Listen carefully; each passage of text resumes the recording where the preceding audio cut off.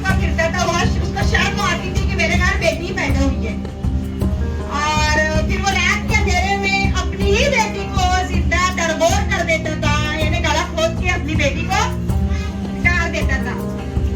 तो एक मरतबा एक शख्स हमारे नबी सल्लल्लाहु अलैहि वसल्लम की खिदमत में आते, मुसलमान हो चुके रहते हैं, सहाबी हो जाते हैं, तो अल्लाह के रसूल को बताते हैं कि मेरी बेटी बड़ी हो गई थी, मैं सफर में गया था और जब मैं वापस आया तो वो मेरे से बहुत प्यार कर रही थी, मैं भी उससे मोहब्बत करने लगा था।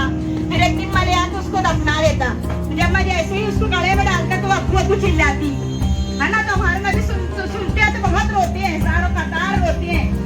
और इस्लाम में फिर बेटी जिसके घर बेटी पैदा होगी उसको पर रहमत पे रहमत है, जो अपनी बेटियों को पढ़ा लिखा लेगा उसकी शादी कर देगा, उसको जन्नत की बशारत दी गई है। हदीस में है कि जिसकी 4 बेटी रहेगी, फिर आयशा अम्मा पूछती है कि जिसकी 2 बेटी रहेगी, 3 बेटी रहेगी, यहाँ तक कि अल्लाह के रसूल इरशाद फरमाते हैं जिसकी 1 बेटी भी रहेगी, अगर उसको पढ़ा लिखा देगा, उसको अच्छी तालीम दे देगा तो वो उसको जन्नत मिलेगी, है ना। हमारा मुल्क हिंदुस्तान है, यहाँ बिरादरान वतन रहते हैं, यानी हिंदू भी रहते हैं, ईसाई भी रहते हैं, सिख भी रहते हैं। तो हमारे इस्लाम में बेटी को रहमत बोला है और वो लोग आज भी बेटियों से नफरत करते हैं। वो लोग बेटी को पैदा ही नहीं होने देते, क्योंकि बेटी पैदा होगी तो उनको जहर लेना पड़ेगा, उस पर खर्चा करना पड़ेगा, फिर उन लोग की शादी रहेगी वो दूसरे घर चले जाएंगे, ऐसी वो लोग की सोच है।